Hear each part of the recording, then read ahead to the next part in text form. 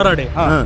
तर पराडेंची एक गँग आहे. हा गँग आहे. त्यांनी 10-12 जणांनी गाडीतनं असं खाली वडून काठीनं अँगलनं टिकावाच्या दांड्याने आणि पुन्हा लय तुझा हात चालतो केस मध्ये म्हणून अशी खाली जिमनीवर दगड जमीन मांडून बोट मांडून त्याच्यावर दगडाने हात फ्रॅक्चर केले.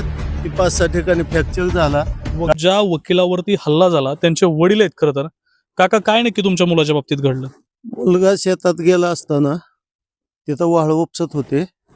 उपसत असताना तो पाठीमागणे इकडे गावाकडे टेंबगणीला यायला लागला. तो घाबरू नका, बोला बोला. DYSPला आणि तहसीलदाराला कळवण्यासाठी ते यायला लागल्यावर पाठीमागून पाठलाग केला. तुमचा मुलगा शेतामध्ये वाळू काढत होते हे बघितल्यानंतर तुमचा मुलगा शेतात गेला. DYSP ला माहिती देण्यासाठी गेला होता. फोन लावतो पुन्हा म्हणजे DYSP ना वाळू माफियांची माहिती देतो. हा वकील देतो. तुमचा मुलगा आहे तो. हा माहिती देतो म्हणून याने अडवलं.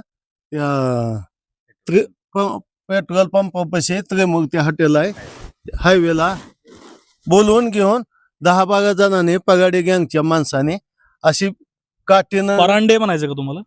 पगाडे पराडे हा.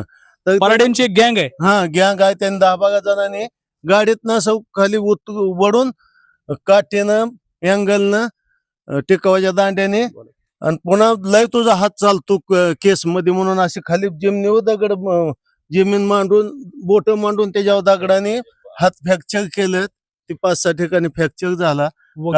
वकिलांच्या वडिलांचं म्हणणं असं आहे की वकील हे वाळू माफियांची माहिती देतात. वाळू उपसा अवैधरित्या जो चाललाय तो थांबवण्यासाठी प्रयत्न करतात. म्हणून त्यांना बोलवून घेतलं. पराडे नावाची कोणतरी गँग आहे इथं सक्रिय. त्या लोकांनी यांना बोलवून घेतलं. त्या पेट्रोल पंपाजवळ बोलवून घेतलं.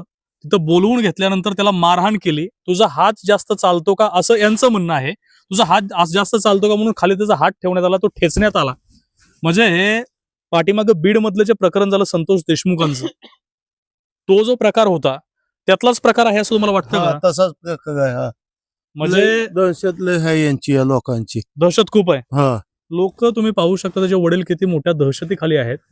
त्या लोकांची दहशत किती आहे. बोलवून घेतात, मारहाण करतात आणि उलट पक्षी तुमच्याच मुलावरती तुम्ही म्हणताय की अॅट्रॉसिटी आणि गुन्हा दाखल केला. हा अॅट्रॉसिटी गुन्हा दाखल केला आणि याचा तर काही संबंध नव्हता त्या संग. ही जखमी अवस्थेत पडलेला होता.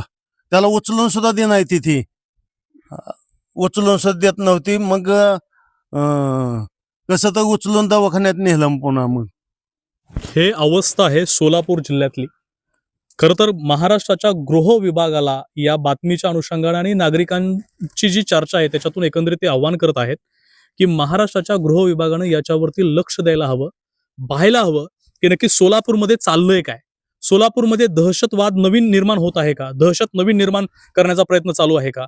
जागोजागी लोकांना मारहाण होते, नक्की का होते आणि यातल्या दोषींवरती कारवाई व्हावी अशी तुमची मागणी आहे का? हा व्हायलाच पाहिजे.